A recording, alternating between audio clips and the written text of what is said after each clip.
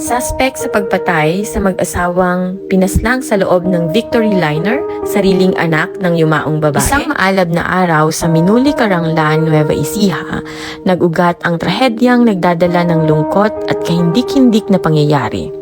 Dala ng biyaheng deluxe bus na may body number 237 ang plakang CAY3363, ang paglalakbay na iyon mula sa Cauayan City, Isabela patungong Sampaloc, Manila ay nauwi sa isang karahasan.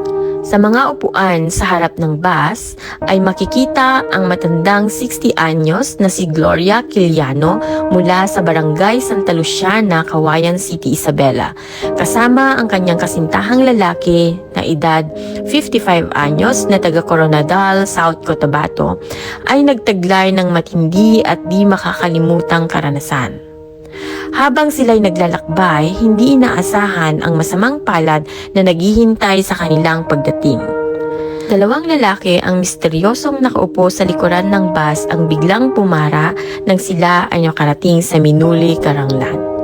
Sa pagkakataong ito, ang dalaway nagmadali at biglang pumunta sa harapan ng bus at doon nga ay isinakatuparan na nila ang kanilang pakay. Si Gloria at ang kanyang kasintahang si Arman ay walang kamalay-malay habang natutulog. At sa isang saglit, ang katahimikan ay naputol ng malupit na ingay galing sa hawak ng mga salarin.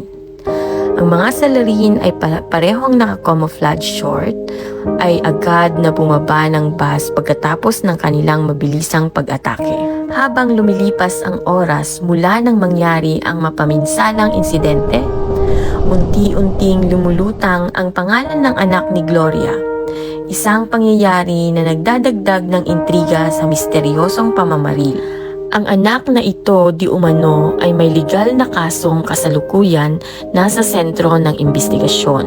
Ang kasong ito ay isang carnapping kung saan ang sinasabing nagsampa ng kasong ito ay ang kanyang sariling ina mismo. Ayon sa ilang mga nagbigay ng impormasyon, isang kaso ng carnapping ang ikinaso sa kanya ng kanyang sariling ina ilang buwan lang ang nakakaraan.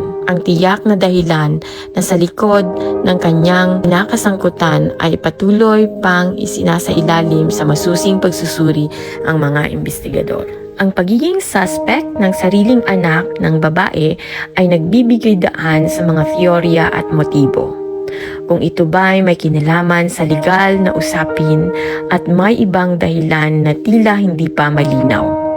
Samantalang nagpapatuloy ang investigasyon, ang komunidad ay nag-alab sa pag-aasam ng katarungan para sa mga inosenteng biktima. Sa kabila ng pagdaramdam ng mga pamilya at mga kaanak, hinahanap ng mga otoridad ang pangunahing suspect upang mailabas sa kanya ang katarungan. Ang pag-usbong ng pangalan ng anak ni Gloria bilang pangunahing suspect ay naglalagay ng karagdagang bahid ng intriga at kahulugan sa likod ng trahedyang sumiklab sa pampasaherong bus sa sitio Minuli, Caranglan, Nueva Ecija.